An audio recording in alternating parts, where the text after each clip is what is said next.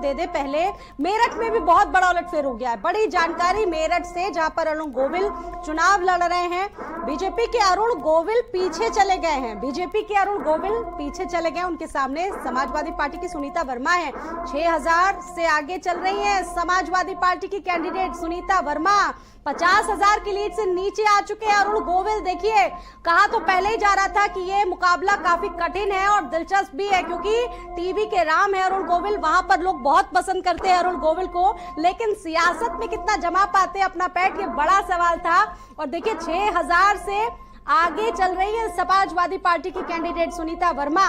50,000 की लीड से नीचे आ चुके हैं अरुण गोविल। टीवी इंडस्ट्री का जाना माना नाम, लेकिन शुरुआती तौर पर कहा गया कि संगठन काफी नाराज था जिस तरीके से पैराशूट कैंडिडेट उतार दिया गया था बीजेपी ने समाजवादी पार्टी की तरफ से। मैं अपने तमाम पैनलिस्ट से बातचीत कर रही हूँ इस पर। देवकी नंदन जी, एक प्रतिक्रिया मैं आपसे भी लेना चाहूंगी। देखिए, जो हम लोग विश्लेषण कर रहे थे, बहुत सारी चीजें आपके विश्लेषण के मुताबिक हुई। जो आपने कहे शब्द वो लगभग दिख रहा है। अच्छा, सबसे पहले तो मैं चाहूँ कि मेरठ की सीट पर आप अपना जरूर विश्लेषण करिए।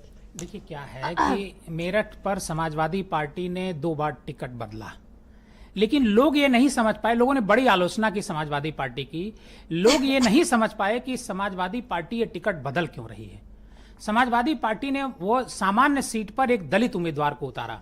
वो एक विधायक हैं, पूर्व विधायक, उनकी पत्नी हैं वो, और वो मेरठ की नगर पालिका की चेयरमैन भी रह चुकी हैं। अब सवाल ये उठता है कि वो जो दलित वोट है वो उनकी तरफ शिफ्ट हुआ।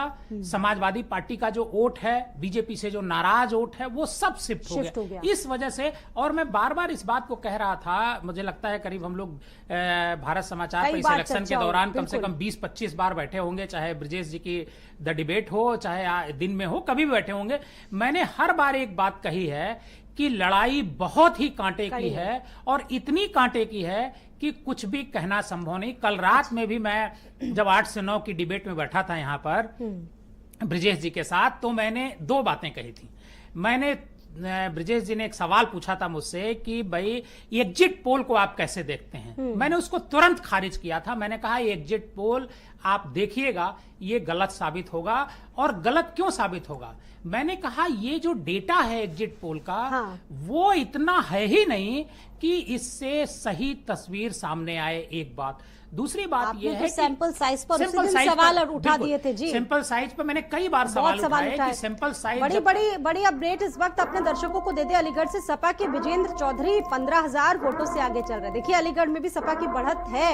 इलाहाबाद में उज्जवल रमण 7,000 वोटों से आगे चल रहे हैं। उज्जवल रमण, जिनको समाजवादी पार्टी ने टिकट दिया है। फूलपुर में प्रवीण पटेल 200 वोटों से आगे चल रहे हैं। फूलपुर की अगर बात करें, प्रवीण पटेल।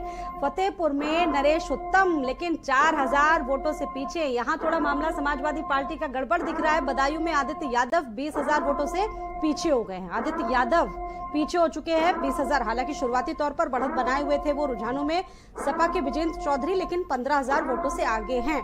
इलाहाबाद में उज्जवल रमण 7,000 वोटों से आगे है। देखिए, जनादेश 2024 और तमाम जगहों की तस्वीरें, आंकड़े लगातार आप भारत समाचार पर देख रहे हैं। देवकी नंदन जी, आपका विश्लेषण कंटिन्यू जी।